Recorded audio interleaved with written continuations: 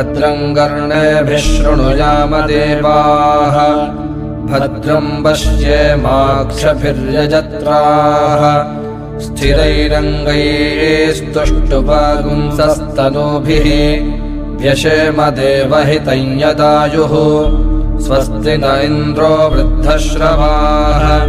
स्वस्ति नः पूषा विश्ववेदाः स्वस्ति नस्तार्क्ष्यो अरिष्टनेमिः स्वस्ति नो बृहस्पतिर्दधातु ॐ शान्तिः शान्तिः शान्तिः ओमित्येतदक्षरमिदग्नो सर्वं तस्योपव्याख्यानं भूतं भवद्भविष्यदिति सर्वमोङ्कार एव यच्चान्यत्रिकालातीतनुदव्योङ्कार एव सर्वगृह्येतद्ब्रह्मायमात्मा ब्रह्मसोऽयमात्मा चतुष्पात् जागरितस्थानो बहिष्प्रज्ञः सप्ताङ्ग एकोनविंशतिमुखस्थूलभुक्वैश्वानरः प्रथमः